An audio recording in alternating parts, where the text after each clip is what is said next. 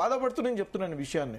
నేను ఏమని చెప్తున్నానండి, కాంగ్రెస్ పార్టీ ముందుకొచ్చింది, దేశం మొత్తం చర్చ జరుగుతుంది ఈ రోజు బీసీల గురించి, క్యాస్ట్ సెన్సెస్ అని చెప్పేసి. వీళ్ళు ఏదైతే మాట్లాడుతున్నారో బీజేపీ వాళ్ళు, ఏనాడు వీరు క్యాస్ట్ సెన్సెస్ గురించి మాట్లాడినరండి? మేము చేసిన తర్వాత, మేము ఇక్కడ ఉన్నది అని చెప్పేసి డేటా మేము తీసుకొచ్చేసి పబ్లిక్ డొమైన్ లో పెట్టిన తర్వాత అక్కడ నరేంద్ర మోదీ గారు పూరి దేశ్ మే హమ్ కరేంగే అని చెప్పేసి చెప్పిండ్రు.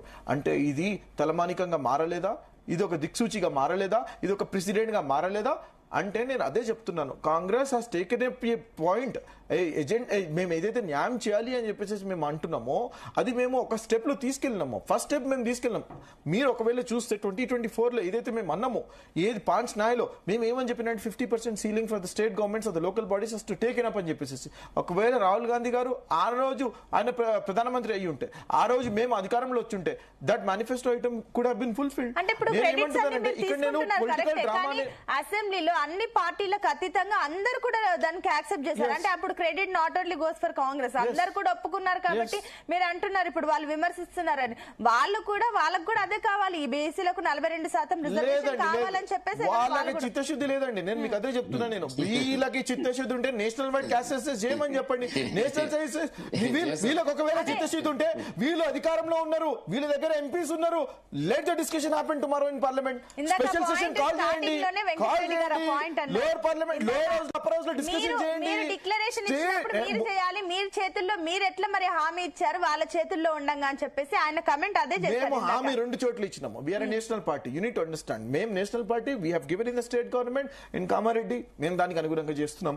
పార్లమెంట్ లో మాకు కావాల్సిన పార్లమెంట్ ఎలక్షన్ కంటే ముందు we have put it in our manifesto, మేము అది కూడా చేసినాము. మేము ఇక్కడ legislative process, state legislative powers ఏదైతే ఉన్నాయో దానికి అనుగుణంగా 100% వీఆర్ ఫాలోయింగ్ ద ప్రొసీజర్. చెప్పండి, మొన్న హైకోర్టులో ఎందుకు స్టే వచ్చింది మరి? That is a procedure. High Court can give us. It is not a struck down. It is not a struck down. When a High Court deems that they need a substantial data కావాలి అని చెప్పేసి ఒకవేళ High Court అడిగితే they can give time. They can give time. ఆ time ఇచ్చిండ్రు. అదే substantial data మీ దగ్గర ఎందుకు లేదు? ముందే మీరు ఎందుకు పెట్టుకొని వెళ్ళలేదు? అదే కదా మీరు అంటే డెడికేటెడ్ కమిషన్ ప్రాపర్ గా లేదు కాబట్టి ఈ రోజు ఇవన్నీ లాగులు అవుతున్నాయి, స్కేల్ వస్తున్నాయి, మీరు డ్రామాలు చేస్తున్నారు అని చెప్పేసి అందుకే వాళ్ళు అంటున్నారు. We have all the data. మళ్ళీ మీకు చెప్తున్నా, 1,30,00,000 లక్షల ఫ్యామిలీస్ గురించి ఏదైతే డేటా ఉందో 100% డేటా ఉంది. సుప్రీం కోర్ట్ లో వీఆర్ గోయింగ్ టు ప్రూవ్ ఇప్పుడు సబ్స్టిట్యూషనల్ డేటా ఉందా? ఇప్పుడు సుప్రీం కోర్ట్ లో, ఇప్పుడు మీరు ఏదైతే హైకోర్టు లో స్టే వచ్చింది కదా, ఎందుకు దీన్ని ఇప్పుడు మీరు ప్రూవ్ చేస్తారా సుప్రీం లో? 100%. ఎట్లా ప్రూవ్ చేస్తారు? ఇక్కడ చేయాల్సిందే కదా, ఇక్కడ ఎందుకు అవ్వలేదు? ఇప్పుడు వెంకటరెడ్డి గారు మీరు ఇంత సీనియర్ పర్సన్, ఎందుకండి వెనకాల నుంచి మీరు running commentary? If I talk to you, you will have to keep quiet. నేను చెప్తున్నాను, I can go into such kind of details. Gandhi Bhavan అని ఇక్కడ ఇంత సీరియస్ డిస్కషన్ చేస్తుంటే చిన్న పిల్లలాగా మాట్లాడితే నేను ఏమంటున్నానంటే, there is a procedure అండి. తెలంగాణ గురించి we have promised. Madam Sonia Gandhi గారు ఆనాడు ఏమన్నారు? తెలంగాణ పిల్లలు ఇక్కడ చనిపోతున్నారు, మేము ఇస్తాము, తెలంగాణ స్పెషల్ స్టేట్ ఇస్తాము, తెలంగాణని డివైడ్ చేస్తాము ఆంధ్ర నుంచి అని చెప్పేసి మేము వాగ్దానం ఇచ్చినాము.